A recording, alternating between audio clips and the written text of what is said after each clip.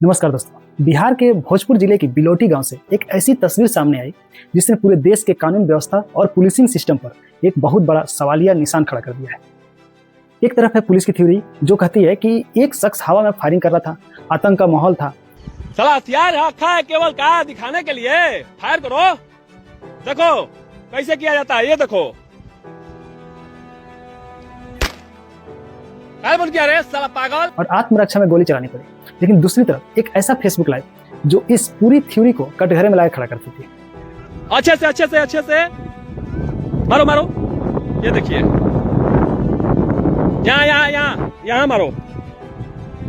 तस्वीरें वीडियो चीख कर कुछ और ही कहानी बयान करती है। भरत तिवारी उर्फ भरत भूषण का इनकाउंटर क्या वाकई पुलिस की मजबूरी थी या फिर कैमरे के सामने सरेआम की गई एक बड़ी लापरवाही? आज की इस वीडियो में हम किसी के पक्ष या विपक्ष में बात नहीं करेंगे।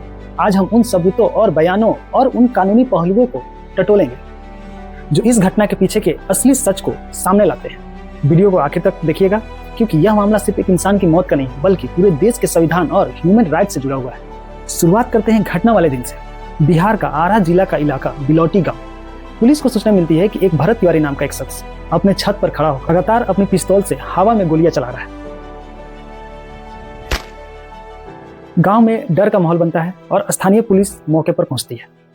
पुलिस का कहना है कि जब उन्होंने भरत को रोकने की कोशिश की तो स्थिति बेकाबू हो गई। भरत ने पुलिस बल पर भी खतरा पैदा किया और कानून व्यवस्था को बहाल करने के लिए आत्मरक्षा यानी सेल्फ डिफेंस में पुलिस को गोली चलानी पड़ी, जिसमें भरत तिवारी की मौके पर मौत हो गई। अगर कहानी सिर्फ इतनी होती तो शायद यह पुलिस के रिकॉर्ड में और क्रिमिनल एनकाउंटर बनकर दर्ज हो जाता। लेकिन इस बार पुलिस के पास एक ऐसी चुनौती थी जिससे बच पाना नामुमकिन था, और वो चुनौती थी सोशल मीडिया और लाइव कैमरा। वो फेसबुक लाइव जिसने सब बदल दिया। जैसे ही ये घटना हो रही थी, भरत तिवारी खुद या उनके आसपास लोग सोशल मीडिया पर लाइव थे। तो उस फेसबुक लाइव वीडियो में जो दिखा उसने पुलिस के दावों की धज्जियां उड़ा दी। समाज और देश के लोगों से मैं कहना चाहता हूँ कि अभी इन लोगों के द्वारा बोला गया है कि आपकी सारी मांगे जो समाज और देश के लिए है वो पूरी की जाएगी, और समाज में और देश में बदलाव आने का भी संभावना देख रहा है यहीं से। तो चलिए हथियार रख दिया जाता है, लीजिए, भरोसा कीजिए। फालतू बोलेगा रे, क्या रख रहे साला, कब फेंक दे, रुकिए, हथियार इनको दे दिया गया। और वीडियो में साफ देखा जा सकता है कि भरत तिवारी एक समय पर अपनी पिस्तौल को नीचे फेंक देते हैं, यानी वो सीधे तौर पर सरेंडर करने की कोशिश कर रहे थे। उनके हाथ में कोई हथियार नहीं थे, वो पुलिस के सामने निहत्थे खड़े थे। अब यहाँ पर एक आम नागरिक के मन में सवाल उठता है कि जब एक आरोपी, चाहे उसने कोई भी अपराध किया हो, अगर वो हथियार डाल चुका है, अगर वो सरेंडर करने को तैयार है, तो क्या पुलिस का काम उसे गिरफ्तार करना है या सीधे उसके सीने में गोली दाग देना? गाँव वाले और परिवार का आरोप है कि भरत तिवारी कोई हिस्ट्री सीटर या बड़े अपराधी नहीं थे। वो अक्सर सामाजिक मुद्दों पर बोलते थे। कुछ समय से उनकी मानसिक स्थिति पूरी तरह ठीक नहीं थी। परिवार का सीधा सवाल है, क्या एक मानसिक रूप से परेशान व्यक्ति को काबू करने बिहार पुलिस के पास कोई और तरीका नहीं था? क्या आंसू गैस, लाठीचार्ज या पैरों में गोली मारकर उसे पकड़ा नहीं जा सकता था? इस वीडियो के वायरल होते ही बिहार के प्रशासनिक गलियारों में हड़कंप मच गया। मामला इतना साफ और संगीन था कि प्रशासन चाहकर भी पुलिस का बचाव नहीं कर सका। शुरुआती जांच के बाद संबंधित थाना अध्यक्ष यानी SHO को तुरंत प्रभाव से सस्पेंड कर दिया गया। लेकिन क्या SHO का सस्पेंशन उस माँ, उस परिवार को इंसाफ दे सकता है? अब इस मुद्दे पर बिहार की राजनीति पूरी तरह गर्मा चुकी है। विपक्ष का आरोप है कि बिहार पुलिस उत्तर प्रदेश के बुलडोजर यानी इनकाउंटर मॉडल की अंधी नकल करने की कोशिश कर रही है।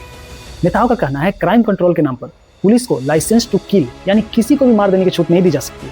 अगर देश में अदालत है, कानून है, संविधान है, फिर ऑन द स्पॉट फैसला लेने का हक पुलिस को किसने दिया? दोस्तों, इस पूरी घटना को हम दो अलग अलग चश्मा से देखना चाहेंगे। पहला चश्मा है पुलिस की चुनौती।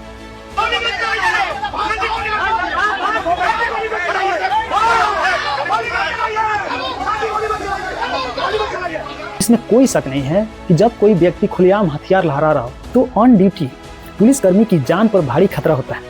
भीड़ को संभालना, पैनिक को रोकना और बेहद मुश्किल हो जाता है। लेकिन अब आते हैं दूसरे चश्मे पर, जो है कानून की मर्यादा। हमारा कानून कहता है किसी भी अपराधी को जब तक अपराधी नहीं माना जाता तब तक अदालत उसे दोषी करार नहीं दे, और पुलिस का काम सजा देना नहीं, आरोपी को कानून के सामने पेश करना है। सुप्रीम कोर्ट का गाइडलाइन साफ करती है कि एनकाउंटर सिर्फ और सिर्फ बेहद असाधारण परिस्थितियां आखिरी विकल्प होनी चाहिए। लेकिन बिलोटी गांव में जो हुआ वो आखिरी विकल्प नहीं बल्कि जल्दीबाजी में लिया गया एक आत्मघाती फैसला था। स्टैचू का सस्पेंड होना इस बात का सबूत है कि विभाग खुद मान रहा है कि प्रक्रिया में गंभीर चूक हुई है। भरत तिवारी इनकाउंटर मामला एक सबक है, सबक इस बात का कि डिजिटल युग में अब कुछ भी छिपाया नहीं जा सकता है। खाकी वर्दी के आड़ में कानून को हाथ में लेने वाले दिन अब जा चुके हैं। इस मामले में निष्पक्ष और हाई लेवल जांच होनी चाहिए ताकि दूध का दूध और पानी का पानी हो सके। अगर पुलिस दोषी है तो इन्हें सजा मिलनी चाहिए ताकि जनता का भरोसा कानून पर बने रहे। आप इस इनकाउंटर को किस नजरिए से देखते हैं? क्या आपको लगता है पुलिस ने जल्दीबाजी की या फिर मौके की स्थिति ही ऐसी थी? अपनी राय नीचे कमेंट में जरूर बताना। मिलते हैं आपको अगले वीडियो में, तब तक के लिए जय हिंद।